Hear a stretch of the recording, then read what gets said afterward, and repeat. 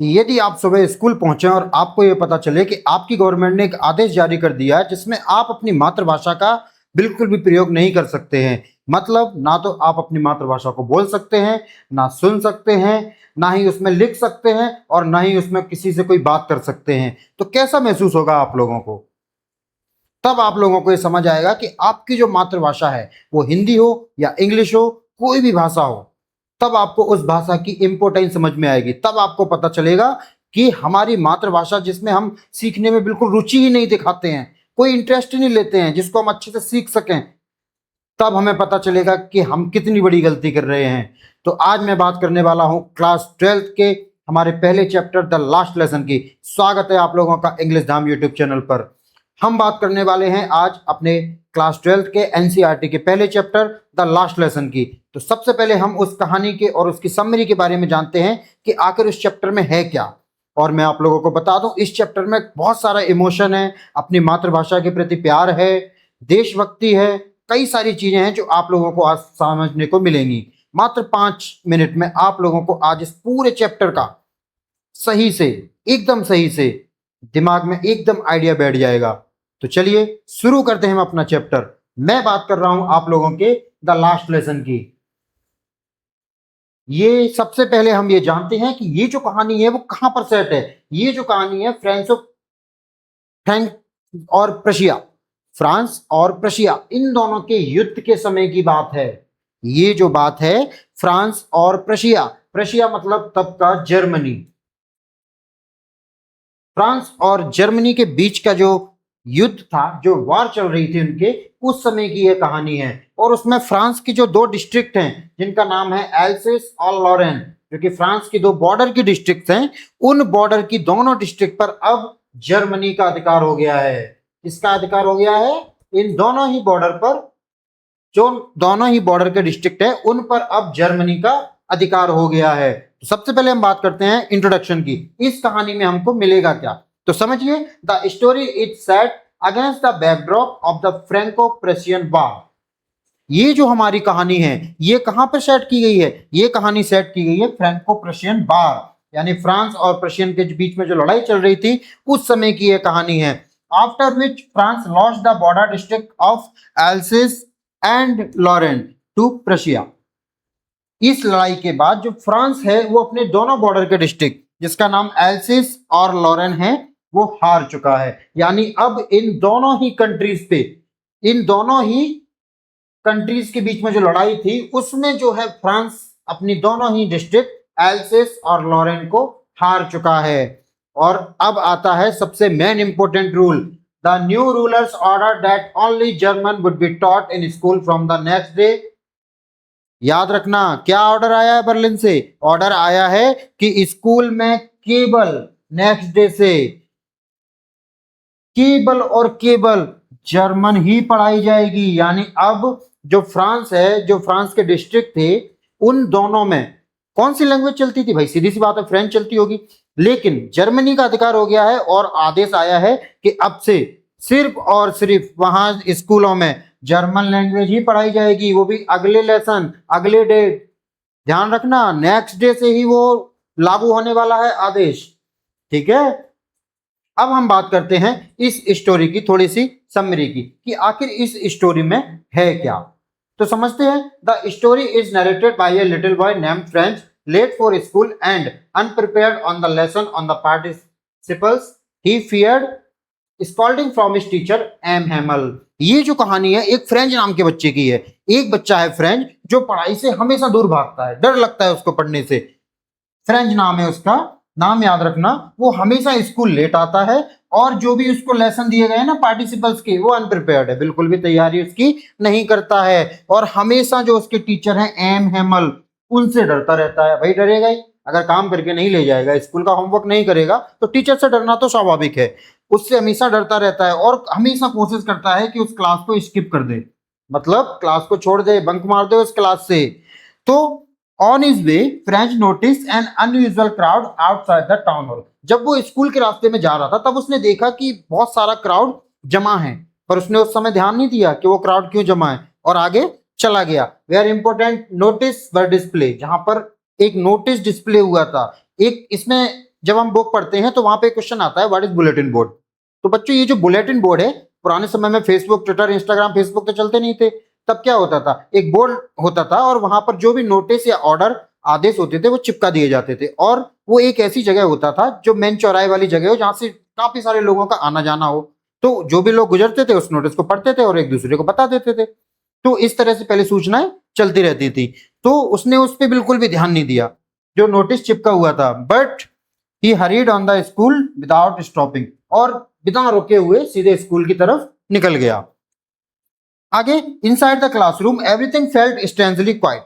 जब वो क्लासरूम के अंदर पहुंचा तो देखा कि सब कुछ बिल्कुल अजीब सी शांति है पूरे क्लास में, एकदम सब शांत बैठे हुए हैं। और M Hamel was dressed in his special green coat, frilled shirt and black silk cap. और जो हमारे उनके एम हेमल साहब थे वो क्या पहने हुए थे, बढ़िया सा ग्रीन कोट, फ्रिल्ड शर्ट और ब्लैक सिल्क की कैप पहने हुए थे। और वो कब पहनते थे ऐसे कपड़े, clothes worn only on important occasion. वो हमेशा ऐसी ड्रेस, ऐसी यूनिफॉर्म इम्पोर्टेंट ओकेजन पे पहनते थे, यानी स्कूल का कोई फंक्शन हुआ, कोई त्योहार हुआ तभी पहनते थे। Even the village Elder set silently at the back of the room. और सबसे बड़ी बात क्या थी, उस क्लासरूम में उस समय जो गांव के लोग थे ना वो भी बिल्कुल पीछे एकदम साइलेंटली बैठे हुए थे। तो आगे समझते हैं हम इस कहानी में क्या है। सबसे पहले हम बात करते हैं इस स्टोरी का पूरा फ्लो, कि स्टोरी हमारी कैसे चल रही है। सबसे पहले फ्रेंड्स लेट होता है, हमेशा कोशिश करता है कि हम स्कूल को छोड़ दें, और क्लास, अपने जो क्लास टीचर है एम एमएल साहब, उनसे डरता रहता है। स्टैंड्स काम, टीचर ने स्पेशल अटायर विलेजेस प्रेजेंस।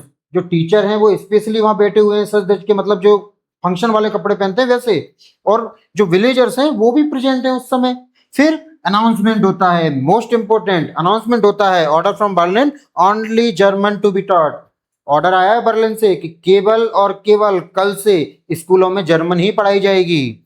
उसके बाद regret dawns, Franz realise he never valued French. और भाई जब आदेश आया कि अब आज जो है फ्रेंच आखिरी लेसन है, आज के बाद फ्रेंच नहीं पढ़ाई जाएगी, तब उसको लगता है कि उसने बहुत बड़ी गलती की, अपनी लैंग्वेज ही नहीं सीखा, अपनी लैंग्वेज पे ध्यान ही नहीं दिया कि क्या करना है क्या नहीं करना है। उसके बाद एम हेमल साहब स्पीच देते हैं और बताते हैं कि mother tongue is the key of freedom. जो मदर टंग है ना, मातृभाषा, वो हमारी आजादी की चाबी है। यदि हमसे हमारी मातृभाषा छीन ली जाए मतलब हमसे हमारी आजादी छीन ली गई। साइलेंट फेयरवेल, एकदम साइलेंटली फेयरवेल होता है। वहां पे एक स्लोगन दिया जाता है एमएमएल साहब द्वारा, विवा ला फ्रांस, जिसका मतलब होता है फ्रांस अमर रहे। आगे चलते हैं हम, अब टर्निंग पॉइंट की बात करते हैं कि इस कहानी का मेन टर्निंग पॉइंट क्या था। तो समझते हैं।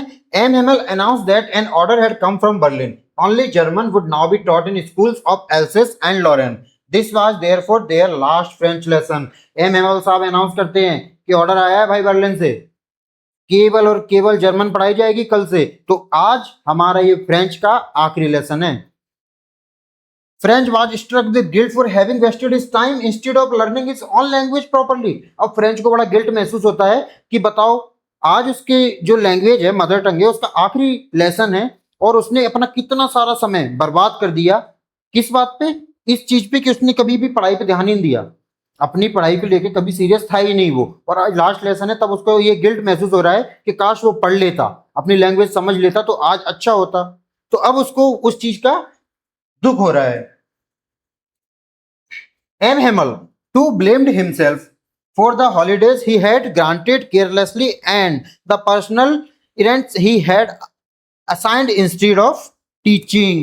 और एम हेमल साहब को भी रिग्रेट हो रहा है, थोड़ा उनको भी दुख हो रहा है कि छुट्टियों के दिनों में वो बच्चों को पढ़ा देते तो थोड़ी सी फ्रेंच लैंग्वेज और सिखा देते, थोड़ा सा बच्चों को अपनी लैंग्वेज के बारे में और बता देते। पर वो क्या करते थे, छुट्टी वाले दिन बच्चों को जैसे गार्डनिंग का काम हुआ और भी अन्य काम होते हैं उन कामों में लगा देते थे, छुट्टी वाले दिन बच्चों को पढ़ाते नहीं थे। तो उन्हें भी रिग्रेट हो रहा है कि वो उस समय उन बच्चों को पढ़ा देते, वो काम ना करवाते।